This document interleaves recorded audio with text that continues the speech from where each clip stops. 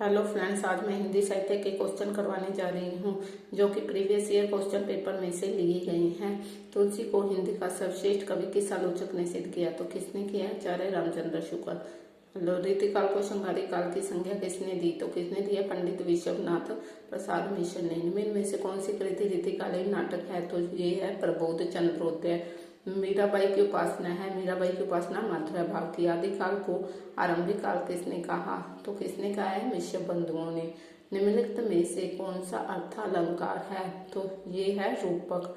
जहाँ प्रस्तुत वस्तु में अप्रस्तुत वस्तु की संभावना का वर्णन हो, कौन सा अलंकार होता है? उत्प्रेक्षा। निम्न में से कौन सा छंद मात्रिक है? तो दोहा छंद।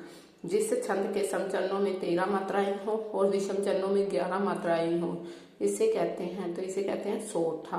जहाँ उपमेय और उपमान की अत्यंत समता को प्रकट करने के लिए उपमेय में उपमान का भेद आरोपित किया जाता है, वहाँ कौन सा अलंकार होता है? रूपक। धन्य धरा ने ही उस धन का गौरव धरा था, में कौन सा अलंकार है? यमक। रामचरितमानस में किन छंदों का अधिक प्रयोग हुआ है? दोहा और चौपाई।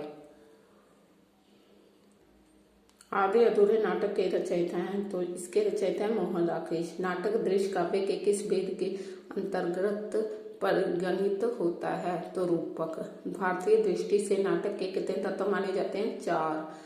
जहाँ उपमा के चारों अंग प्रत्यक्ष हो, वहाँ होती है पूर्णोपमा। जिस काव्य में प्राय जीवन की एक महत्वपूर्ण घटना या दृश्य का मार्मिक उद्घाटन होता है और अन्य प्रसंग संक्षेप रहते हैं, इसको क्या कहते हैं? खंड काव्य। जिस रचना में लेखक के द्वारा किसी अन्य व्यक्ति के विषय में प्रभावपूर्ण ढंग से वर्णन किया जाता है, उसे कहते हैं जीवनी। निम्नलिखित में से कौन सा उपन्यास का अंग नहीं है? तो कौन सा नहीं है? अभिनय। हास्य प्रधान एकांकी को क्या कहते हैं? हास्य प्रधान एकांकी को कहते हैं प्रहसन।